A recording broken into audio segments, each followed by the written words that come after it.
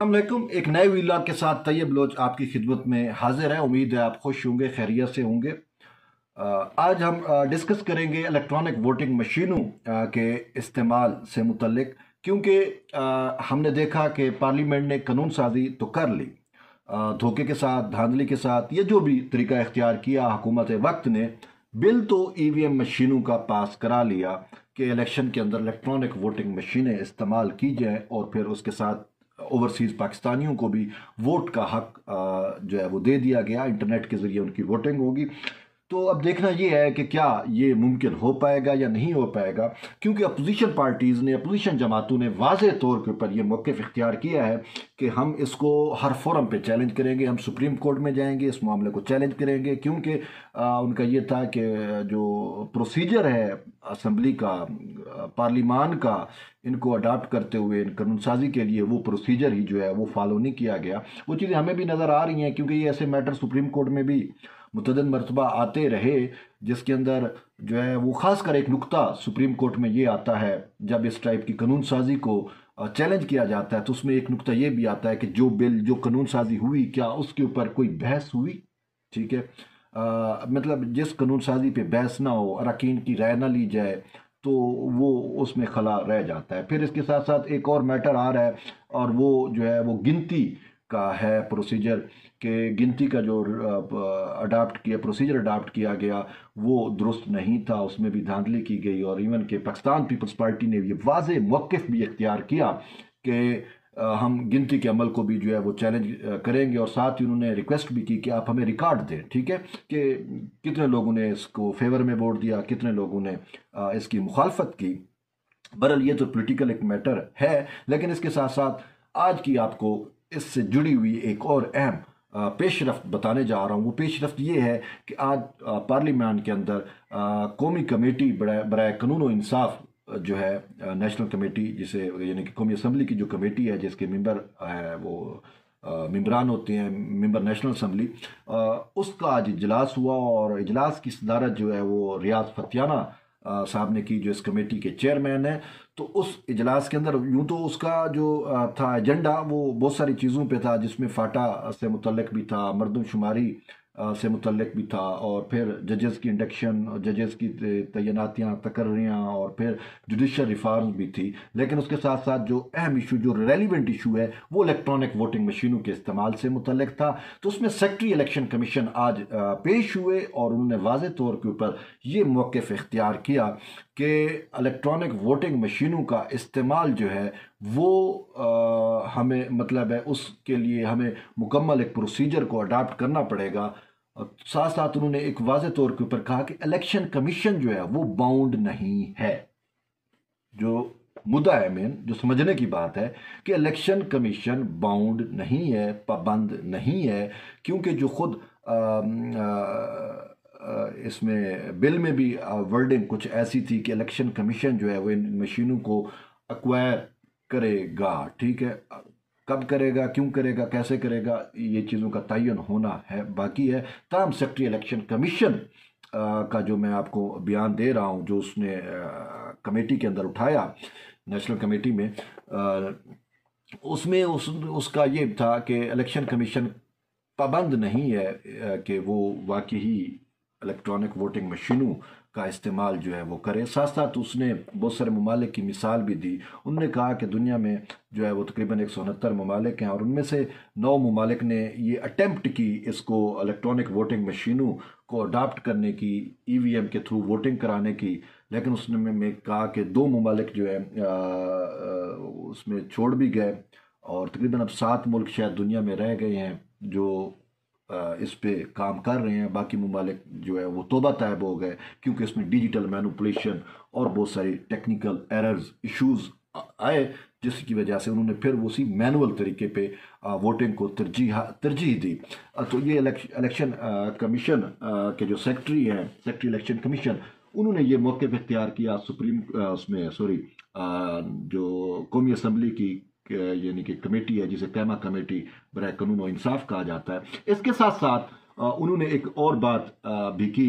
उन्होंने कहा कि ब्राज़ील की उसने एग्जांपल दी, फिर भारत की एग्जांपल दी। उन्होंने कहा ब्राज़ील को तकरीबन 22 साल लगे इस इलेक्ट्रॉनिक वोटिंग मशीन को अडाप्ट करने के लिए, और साथ उन्होंने कहा कि भारत को भी जो है तकरीबन 20 साल लगे अपने ईवीएम पे अपने आप को डिवर्ट करने के लिए। तो उन्होंने कहा अब नेक्स्ट इलेक्शन में ऐसा करना हमें मुमकिन नज़र नहीं आ रहा, क्योंकि हमने बहुत सारी चीज़ें देखनी है। इसके साथ उन्होंने कहा तकरीबन 14 मराहल जो है उससे हमें गुजरना पड़ेगा। पहले 14 मराहल से हम गुजरेंगे, और फिर कोई 4 प्रोजेक्ट्स, पायलट प्रोजेक्ट्स की बात कर रहे थे कि हमें उनको देखना है। उसके बाद जो है हम इन मशीनों के इस्तेमाल से मुतल्लिक सोचेंगे, या इसको हम इलेक्शन के अंदर इस्तेमाल करेंगे। साथ साथ उन्होंने वाज़े तौर के ऊपर जो है वो ये भी कहा कि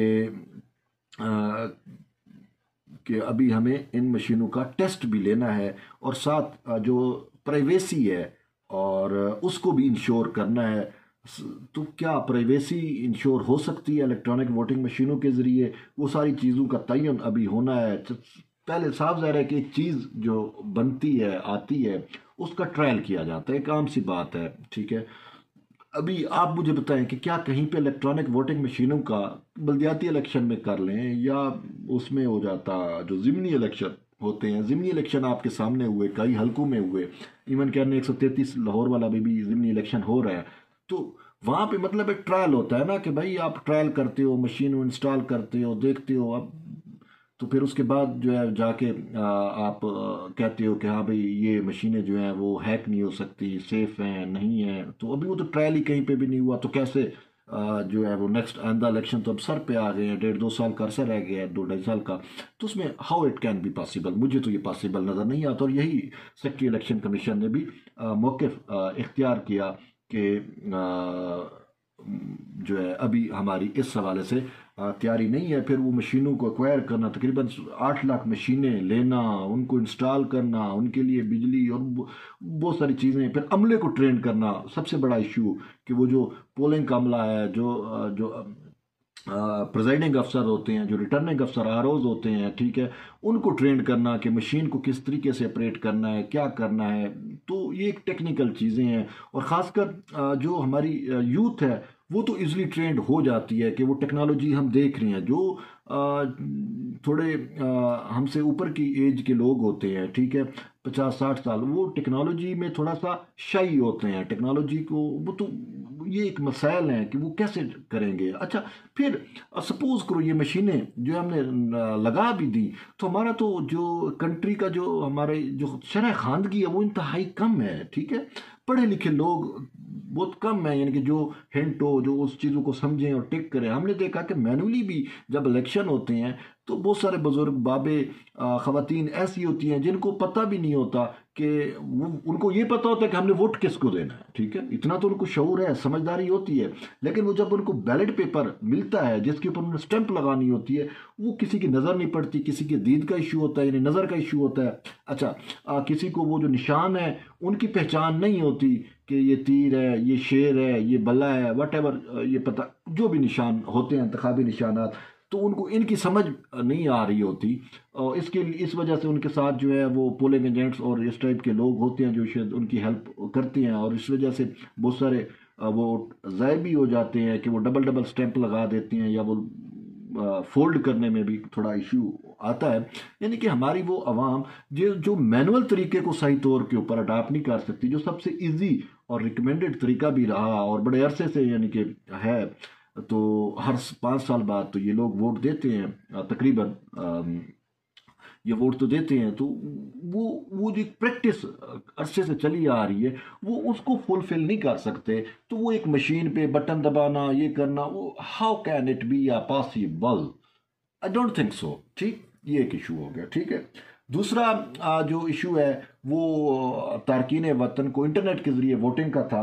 तो उसमें भी जो है वो लिखा हुआ है कि सक्रेसी, तो अब इंटरनेट को हैक करना और ये सारा कुछ पॉसिबल होता है। और फिर election commission, central election commission ने कहा कि बहुत सारे ममालिक ऐसे भी हैं, हम तो कह रहे जी तारकीन वतन को वोट देने का हक होना चाहिए, बेशक होना चाहिए, लेकिन इलेक्शन कमीशन के ने बताया उस कमेटी को कि बहुत सारे ऐसे ममालिक भी हैं जहाँ पे डुअल नेशनल्स हैं, उनमें यानी डुअल नेशनल के कोई शख्स है कि वो उस मुल्क का भी शहरी है और पाकिस्तान का भी शहरी है, तो वो वहाँ पे भी वोट करता है, यहाँ पे भी क्या वो वोट कर पाएगा या नहीं कर पाएगा, क्योंकि उन्होंने कहा कि बहुत सारे ममालिक ऐसे हैं जिन्होंने डुअल नेशनल पे बार लगाई हुई है कि वो वोट नहीं दे सकते।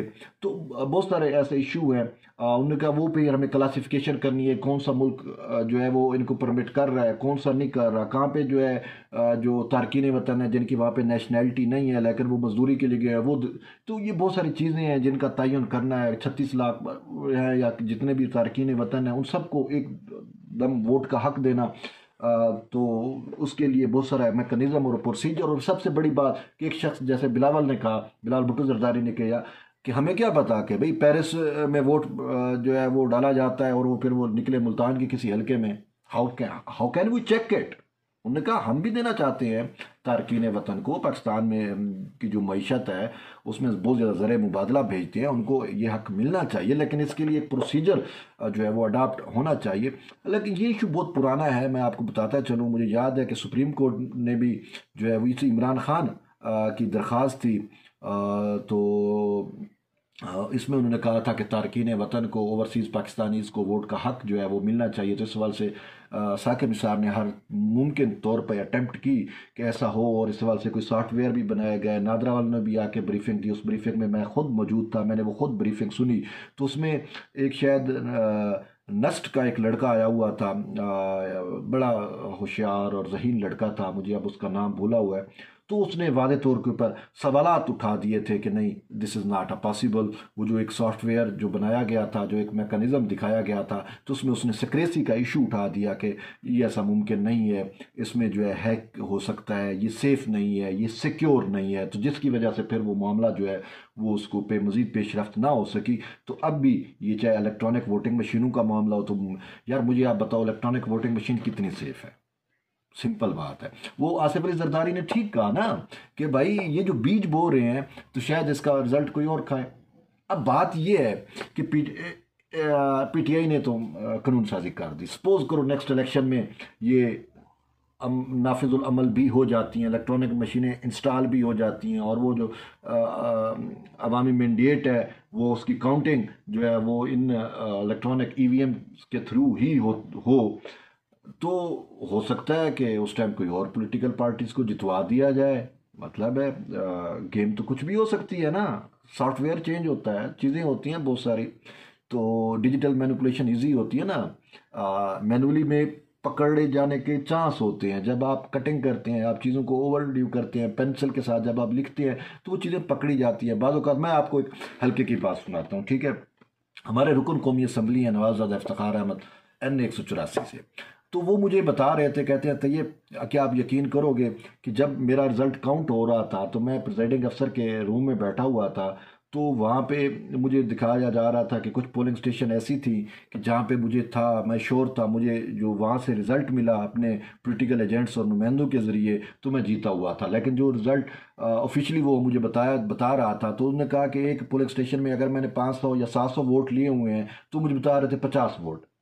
तो कहते हैं मैंने इतराज़ किया, और एक ऐसा पोलिंग स्टेशन भी था जहाँ पे मुझे था कि मैं तो यहाँ से हार ही नहीं सकता, तो वहाँ पे मुझे सिर्फ 50 वोट पड़े, जहाँ पे वो कह रहे थे कि शायद मेरे जो हैं वो 1500 या 2000 वोट जो मुझे पड़े, वहाँ पे 50 वोट। तो कहते हैं मैंने उन पे इतराज़ किया, तो जब मैंने देखा तो नीचे तो मेरे वही वोट लिखे हुए थे, लेकिन ऊपर वाले जो कल वो होती है जमा करके टोटल, उसमें उन्होंने सिर्फ 50 किए हुए थे। तो मैंने इलेक्शन जो जो थे प्रेसिडेंट अफसर, उनको मैंने कहा देखें जी, ये देखें ये क्या है। तो खैर उन्होंने भी देखा, उन्होंने कहा यार वो कम से कम उनको तो ऐसा नहीं करना चाहिए था कि आपका टोटल वोट भी वो है, लेकिन उन्होंने टोटल कैलकुलेशन के अंदर हेरा फेरी कर दी। बट कहने का मतलब है कि वो पकड़ी गई ना, पकड़ी जाती हैं। तो तो ये बात थी कि मैनुअल तरीके से अगर आप जाते हो तो वो चीज़ें जो है वो पकड़ी जाती हैं, ठीक है, वो ट्रेस हो जाती है। इलेक्ट्रॉनिक में तो बटन दबाया, सॉफ्टवेयर डाला, आपने चीज़ों को मैनिपुलेट किया और उधर फेंका, तो कौन ट्रेस कर सकता है, पॉसिबल नहीं है। तो इसी वजह से इलेक्शन कमीशन ने जो है वो कहा कि हम बाउंड नहीं हैं। ठीक है, इन्होंने कानून साजी कर दी, but we are not a bound कि हम इसको इस्तेमाल करें। उन्होंने कहा कि मुश्किल ये है कि नेक्स्ट इलेक्शन में जो है वो हम इसको अडाप्ट कर पाएँ, क्योंकि इसके लिए बहुत सारे जो है वो हमें मरहल से गुजरना है, हमें ट्रायल बेसिस करने हैं, हमें इसकी जो है वो अथेंटिसिटी को चेक करना है, हमें सिक्रेसी को चेक करना है, फिर हमें ट्रेनिंग देनी है, बहुत सारे मसाइल हैं। तो ये इलेक्शन कमीशन की जानिब से था और ये बड़ा अहम इशू है इलेक्ट्रॉनिक वोटिंग मशीनों का। तो इसी वजह से मैंने कहा कि मैं आपको ओवरव्यू दे दूँ, खासकर ये तारकीन वतन को वोट के देने के हक़ से मुतल्लिक और EVM से मुतल्लिक। बहरहाल उम्मीद है कि बहुत सारी चीज़ें आपकी अब क्लियर हो गई होंगी और आप समझ गए होंगे कि नेक्स्ट इलेक्शन में आया ये मुमकिन है इलेक्ट्रॉनिक वोटिंग मशीनों का या नहीं, क्योंकि इलेक्शन कमीशन ने तो इनकार कर दिया। और अब इलेक्शन कमीशन पॉसिबल है कि इस चीज़ को सुप्रीम कोर्ट में भी चैलेंज करे, वो करे ना करे तो पोलिटिकल जो हिज़्ब इख्तलाफ की जमातें हैं उन्होंने तो हिंट दिया है कि वो चैलेंज करेंगी। बहरहाल अब इसका तयन जो है वो कोर्ट ऑफ लॉ में ही हमें नज़र आ रहा है, कोर्ट ऑफ लॉ में ही पॉसिबल हो पाएगा। बहरहाल इस पर मज़ीद कोई अपडेट होती है तो हम ज़रूर आपको आगाह करेंगे। तब तक के लिए तैयब बलोच को इजाज़त दें। आपका शुक्रिया। अल्लाह हाफ़िज़।